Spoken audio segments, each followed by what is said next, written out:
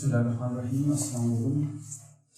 आज हम application of hydrogen bonding पे बात करेंगे। सबसे पहले हमारे पास जो उसकी फर्स्ट एप्लीकेशन है, हम ये देख रहे हैं कि हमारे पास ये जो हाइड्रोजन बॉन्डिंग है ये किन किन प्रोसेसेस में यूज होती है, या मतलब आप कह सकते हैं कि अप्लाई होती है, किन किन प्रोसेसेस के अंदर ये मौजूद होती है। सो फर्स्ट ऑफ ऑल ये है कि strength of acid. Strength of acid को डिटरमिन करने में हाइड्रोजन बॉन्डिंग का बहुत बड़ा किरदार है। अगर आप स्ट्रेंथ ऑफ एसिड की बात करें तो स्ट्रेंथ ऑफ एसिड क्या होती है, एक स्ट्रॉन्ग एसिड क्या होता है और वीक एसिड क्या होता है, इसको उसकी स्ट्रेंथ कहते हैं। जितनी उसकी स्ट्रेंथ ज्यादा होगी उतना वो स्ट्रॉन्ग एसिड होगा। और ये बात समझ आ रही। इसके साथ दो टर्म्स और हैं, वो क्या है, dilute and concentrated. Dilute and concentrated acids.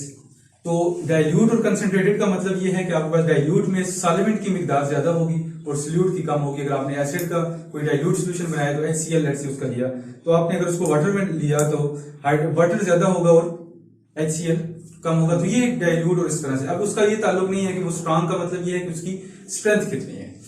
अब अगर आप स्ट्रेंथ की बात करें तो स्ट्रेंथ किस चीज से डिटरमिन होती है? बॉन्डिंग की वजह से, उसकी बॉन्डिंग की वजह से। किस तरह से?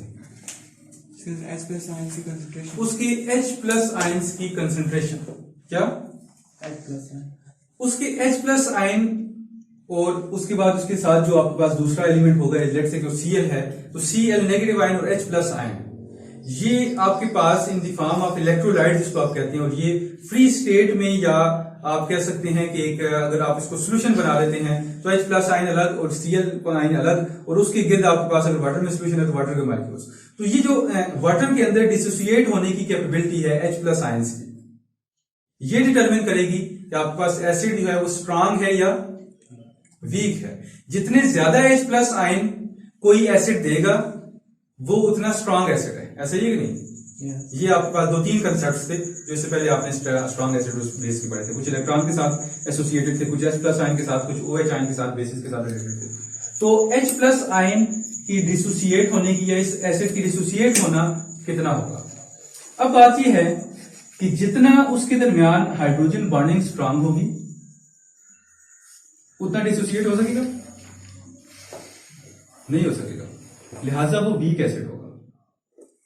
आपके पास HF है, ये एक वीकर एसिड है देन HCl, क्योंकि इन दोनों में जो इलेक्ट्रोनेगेटिविटी डिफरेंस है वो ज्यादा है। इन द सेम वे अगर आप इसकी यहां पे स्ट्रक्चर की बात करें तो HF, तो ये आपके पास जो हाइड्रोजन है ये इस तरफ और इस तरफ हाईली इलेक्ट्रोनेगेटिव एलिमेंट्स के साथ घिरा हुआ है, लिहाजा इसका डिसोसिएट होना पॉसिबल बहुत कम है। पॉसिबल है लेकिन कम है, चांसेस है कि ये डिसोसिएट किसी तरह से हो जाए। यहां तो बात समझ आ रही है। अब जब ये डिसोसिएट नहीं होगा तो ये वीक एसिड कहलाएगा। इसके मुकाबले में HCl जो है वो फ्लोरीन से ज्यादा, मतलब कि कम इलेक्ट्रोनेगेटिव है, लिहाजा HCl अगर आप कर देते हैं तो HCl। तो अब ये जो हाइड्रोजन बॉन्डिंग है इसमें अब ये देखिए कि ये एटम और ये एटम ये कम इलेक्ट्रोनेगेटिव के अंदर ये मौजूद है, लिहाजा ये डिसोसिएट हो जाएगा। जब ये डिसोसिएट हो जाएगा जल्दी से तो हम कहेंगे कि ये स्ट्रॉन्गर एसिड है देन दिस वन HF। आ रही बात समझ आ रही? तो ये एसिडिटी का, एसिड का स्ट्रॉन्गनेस और वीकनेस इसके ऊपर डिसोसिएट होगा तो वो फिर फ्लोरीन भी फिर वीक है, वो तो मुश्किल से होगा ना, वो मुश्किल से होगा, लिहाजा वो वीक एसिड है। जितना ज्यादा H एसोसिएट होगा उतना स्ट्रॉन्ग एसिड होगा, और जितना कम डिसोसिएट होगा उतना वीक एसिड होगा। आ रही बात समझ? अब HF में वो कम डिसोसिएट होगा क्योंकि F जो है वो ज्यादा इलेक्ट्रोनेगेटिव है, और जब इलेक्ट्रोनेगेटिविटी ज्यादा है तो ये पोल ज्यादा बड़े बनेगा, और पोल जब बनेगा तो उसके बाद ये उसके दरमियान हाइड्रोजन बॉन्डिंग ज्यादा हो जाएगी। Anyways, so solubility, organic substance forms hydrogen bonding with water as soluble in water. अब जो ऑर्गेनिक कंपाउंड्स हैं वो हाइड्रोजन बॉन्डिंग की वजह से पानी के अंदर सॉल्युबल है, वाटर के अंदर सॉल्युबल है। कौन से compound? Organic compounds. Let's say कि आपके पास एक C2H5OH, ये आपके पास एक ऑर्गेनिक कंपाउंड है, ये आपके पास सॉल्युबल इस वजह से है कि ये बनाता है हाइड्रोजन बॉन्डिंग बना सकता है, लिहाजा ये सॉल्युबिलिटी जो होती है वो भी डिपेंड करती है हाइड्रोजन बॉन्डिंग के ऊपर ऑर्गेनिक सब्सटेंसेस की। Biological compounds, stability of large protein molecules, stability of large protein molecules. आपको पता है कि हमारी बॉडी के अंदर प्रोटीन्स की एक बहुत बड़ी मिकदार मौजूद है और वो जो प्रोटीन का स्ट्रक्चर होता है वो बहुत लंबा एक चेन लाइक स्ट्रक्चर होता है। अब उस चेन लाइक स्ट्रक्चर को स्टेबलाइज रखने में आपका जो हाइड्रोजन बॉन्डिंग है उसका एक अहम किरदार है। हाइड्रोजन बॉन्डिंग की वजह से वो कट नहीं जाते, टूट नहीं जाते, वो एक दूसरे के साथ ऑर्गेनाइज और लॉन्ग चेन्स बना सकते हैं और बड़े बड़े मॉलिक्यूल्स बन जाते हैं। ये नेचर का एक उसूल है कि जो भी चीज जितनी बड़ी होती जाती है वो उतनी ज्यादा अनस्टेबल होती है, ऐसा ही कि नहीं? जो चीज जितनी बड़ी होती जाएगी वो उतनी अनस्टेबल हो जाएगी। इससे पहले आपने वो कौन सी चीज रेडियो एक्टिविटी आपने स्टडी किया था। तो रेडियो एक्टिविटी कब होती है? जब न्यूक्लियस बड़ा होता रहता है, वो एक खास रेंज से जो ही बड़ा होता है तो अनस्टेबल हो जाते हैं, फिर वो रेडियो एक्टिव रेज। तो चीज जितनी बड़ी होती जाएगी वो उतनी अनस्टेबल होगी। लेकिन हाइड्रोजन बॉन्डिंग ये करती है कि प्रोटीन की बड़ा होने के साथ साथ उसकी मतलब कि आपके पास जो हाइड्रोजन बॉन्डिंग है वो उसको साथ साथ स्ट्रेंथ भी फराहम करती रहती है।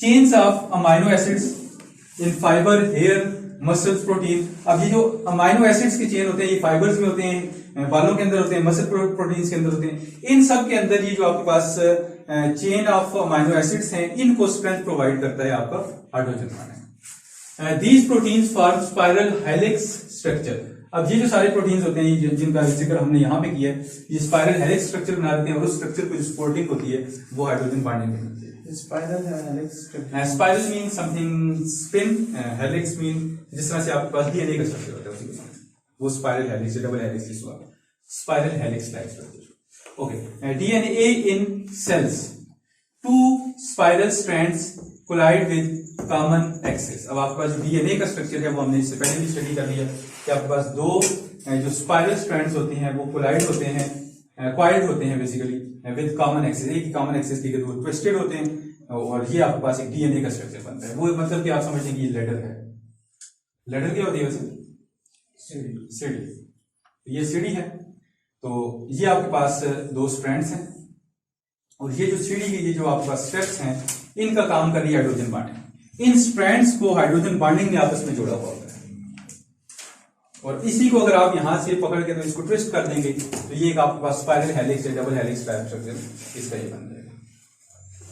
तो ये आपके पास जहां पे इसके अंदर hydrogen bonding. Structure of ice, liquid state hydrogen bonding keep on breaking down and reform as molecules move. अब ये देखिए कि आपको पता है कि लिक्विड के अंदर जो मॉलिक्यूल्स होते हैं वो क्या करते हैं? हर वक्त मूव करते रहते हैं। जब वो मूव करते हैं तो जाहिर है वो जो हाइड्रोजन बॉन्डिंग होती है, हमने कहा था कि वो इतनी ज्यादा स्ट्रांग 5% होती है कोवेलेंट बॉन्ड का, तो वो टूटती रहती है। कभी टूट जाती है, फिर बन जाती है, फिर टूट जाती है। मॉलिक्यूल करीब आया तो बन गई, मॉलिक्यूल दूर चला गया तो टूट गई। तो इस तरह से ये काम लिक्विड के अंदर तो चलता रहता है क्योंकि वो फ्लो करता है और मूव करता रहता है। लेकिन जो ही आप टेम्परेचर को 4 डिग्री सेंटीग्रेड से कम करते हैं फिर उसकी मूविंग और मोशन जो होती है वो आहिस्ता आहिस्ता कम होनी शुरू हो जाती है। जो ही उसकी मोशन कम होगी तो होगा क्या? होगा ये कि वो खुद को अरेंज करना शुरू कर देगा। ये आपके पास वाटर मॉलिक्यूल है H और यहां पे आपके पास O। इन द सेम हम यहां पे भी ड्रॉ कर लेते हैं और इसको हम ऐसे कर लेते हैं। ये आपके पास O है, ये दो H हैं। इन द सेम वे हमारे पास यहां पे भी बन सकता है। तो ये रफ बन रहा है तो उसके लिए ये आप देख सकते हैं। इसी तरह यहां पे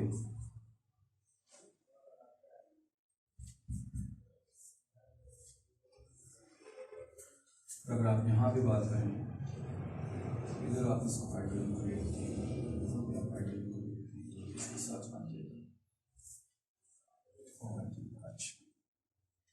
अब क्या है?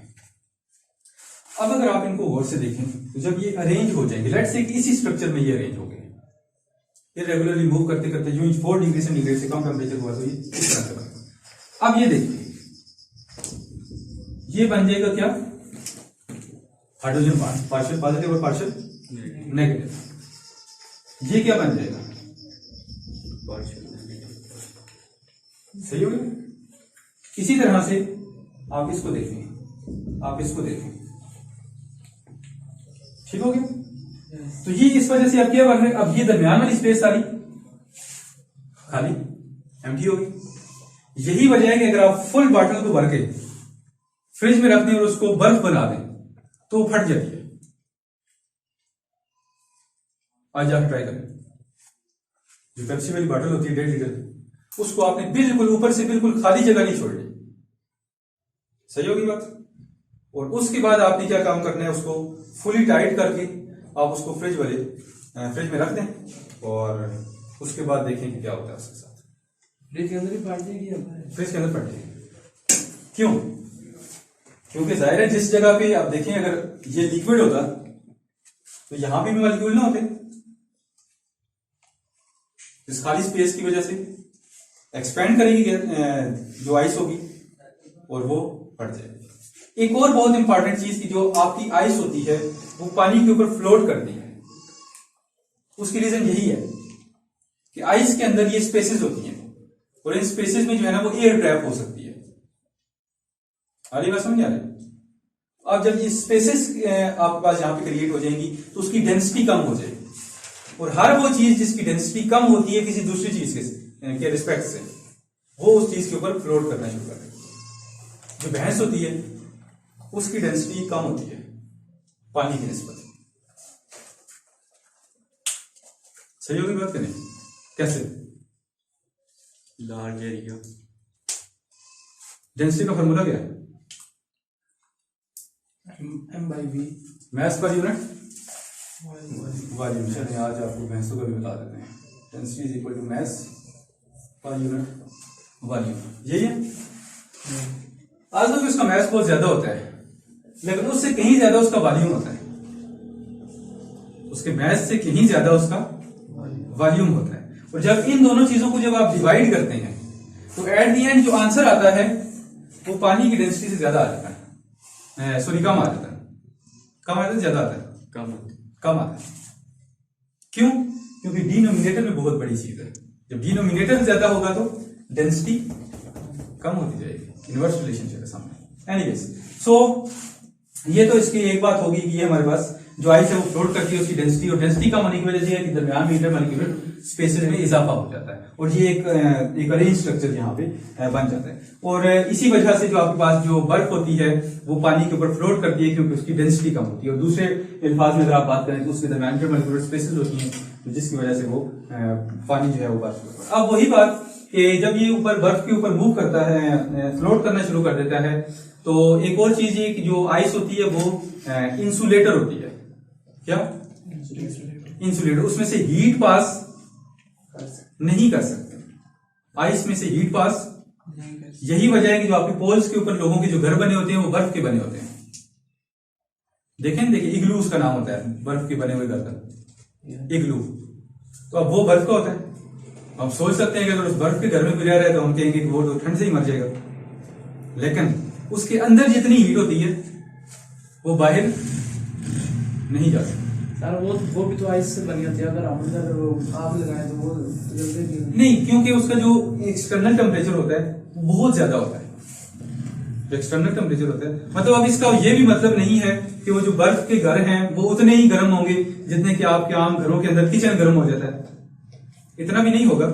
लेकिन ये है कि उसके अंदर कम से कम आप बाहर की निस्बत आप उसके अंदर सर्वाइव कर सकते हैं मोटे कपड़े पहन के और इस तरह से। सही हो गया? तो वो गर्म इस वजह से रहते हैं कि उनमें से बाहर हीट वो इंसुलेटर होते हैं। आगे बात समझ नहीं आ रही? आपके जो कंबल होते हैं ये क्यों गर्म होते हैं? आपकी बॉडी की जो हीट है वो निकलती है और वो वहीं पे ट्रैप हो जाती है। इससे ज्यादा कुछ भी नहीं है कि कंबल के अंदर कोई है ना ऐसा सिस्टम लगा हुआ है वो बीच में से हीट निकाल, नहीं। आपकी बॉडी की हीट उसको बाहर जाया होने से बचाता है और वो आपको गर्म रखता है। सर उसमें ट्रैप्ड एयर के पॉकेट्स भी होते हैं। हाँ, ट्रैप्ड एयर के पॉकेट्स भी होते हैं। एयर भी जो है वो इंसुलेटर के तौर पर काम करती है, ट्रैप्ड एयर मतलब। सो एनीवेज, ये तो हमारे पास एक एक्स्ट्रा चीज आ गई थी। नेक्स्ट हम देखते हैं कि जो क्लीनिंग एक्शन है वो भी क्या होता है,